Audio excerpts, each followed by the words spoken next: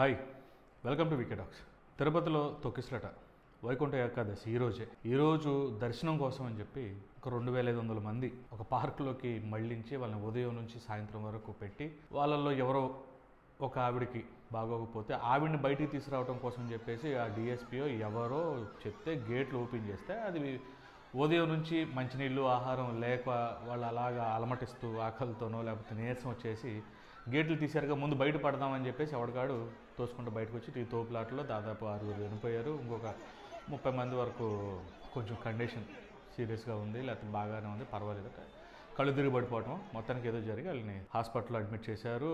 ఈ తరంగం అంతా జరుగుతుంది. ఇక్కడ కొసమెరుపు అంటే సామాన్యుడు అక్కడికి వెళ్ళే భక్తుడు కానీ లేకపోతే మన తిరుపతికి వెళ్ళే ప్రతి ఒక్కడు లేకపోతే పార్టీలో ఉండేవాళ్ళు పార్టీలను వ్యతిరేకించేవాళ్ళు అయినా సరే సమన్వయ లోపం వీళ్ళ మధ్యన ఎలా ఉందనేది ఒకసారి గమనిద్దాం. అంటే ఇక తప్పు ఎవరిది అంటే డిఎస్పీనో లేకపోతే ఇంకొకరి మీద వేస్తున్నారు. కానీ అక్కడ ఉన్నటువంటి చైర్మన్ బిఆర్ నాయుడు లేకపోతే ఈవో శ్యామల్ రావు, అడిషనల్ ఈవో వెంకయ్య చౌదరి వీళ్ళ ముగ్గురు మధ్య కోఆర్డినేషన్ లేదు.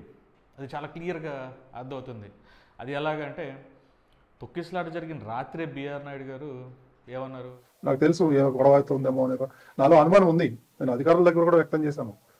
ఎస్పీ దగ్గర కూడా నేను టెంపుల్లో కనిపిస్తే చెప్పాను, మీరు ఆషామాషిగా తీసుకోవద్దండి, దీన్ని జాగ్రత్తగా చేయండి. అప్పుడు అన్నారు వాళ్ళు 5000 మంది పోలీసులు పెడుతున్నామండి, మేము చూసుకుంటామండి, అది ఇది అని అన్నారు నాతో.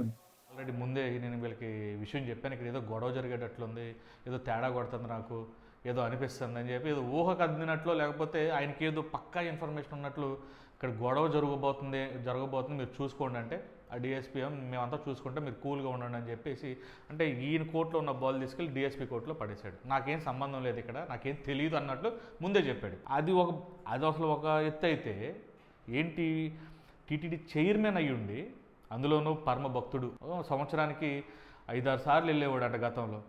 కానీ గత 5 సంవత్సరాలు వెళ్ళలేదు, ఏదో వేరే వ్యక్తిగత కారణాల వల్ల తిరుపతి వెళ్ళలేదు.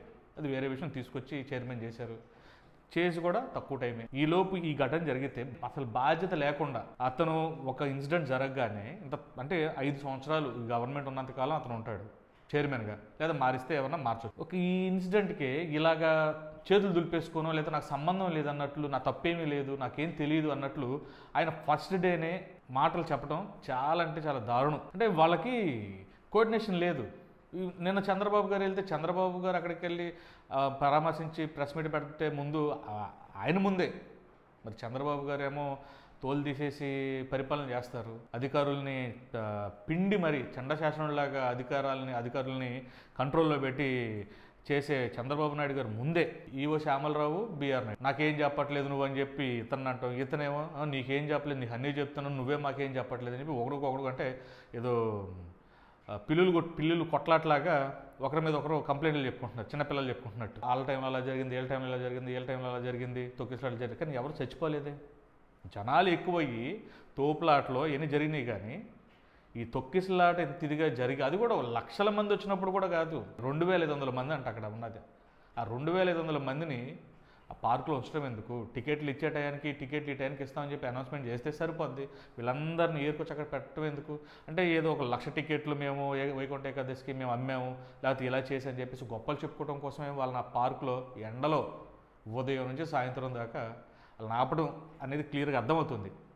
వాళ్ళ స్వార్థ రాజకీయాల కోసం వాళ్ళు ఏంటంటే ముఖ్యమంత్రి గారి దగ్గర లేకపోతే ఉప ముఖ్యమంత్రి దగ్గర వీళ్ళ దగ్గర ఈ వైకుంఠ ఏకాదశికి మేము ఇంత బాగా ఏర్పాట్లు చేశాము, లేదంటే ఇన్ని లక్షల టికెట్లు అమ్మాము, మేము ఇంత ఆదాయం వచ్చింది టీటీడీకి, అంతకుముందు పార్టీలు ఏం చేసిందని చెప్పి ఏదన్నా రాజకీయ దురుద్దేశంతోనే వాళ్ళని ఆపటం అది బెడ్స్ కొట్టింది. ఎందుకంటే దేవుడి దగ్గర పరాజకాలు ఆడకూడదు కదా, మీరే చెప్తారు కదా ఈ మాటలన్నీ. అలాగే జరిగింది. సరే ఏదైనా కానీ వీళ్ళ మధ్యనైతే సమన్వయ లోపం అయితే ఖచ్చితంగా కనపడుతుంది. రెండో విషయం, తిరుమలలో రాజకీయాలు అనేది చేయకూడదు, రాజకీయాలు మాట్లాడకూడదు.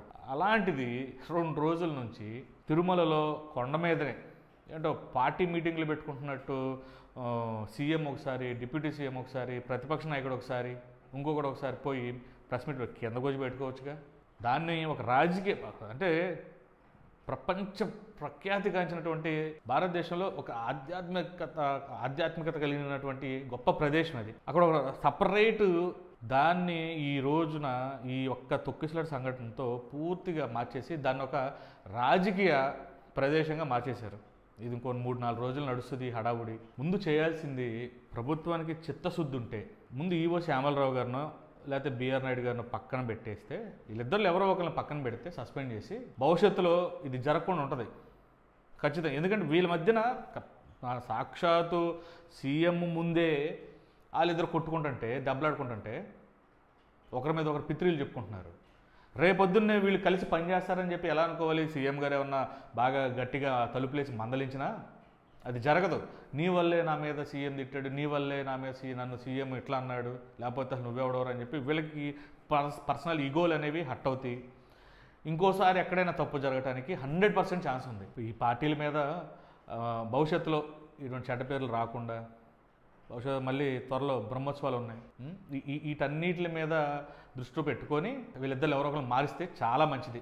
అంతేగాని చనిపోయిన కుటుంబాలకి ఏదో 25 లక్షలు ఎక్స్గ్రేషియా ఇస్తానంటుంది గవర్నమెంట్. అది కామన్, ఎవడు చచ్చిపోయినా కానీ ప్రభుత్వం అనేది ఇచ్చిద్ది.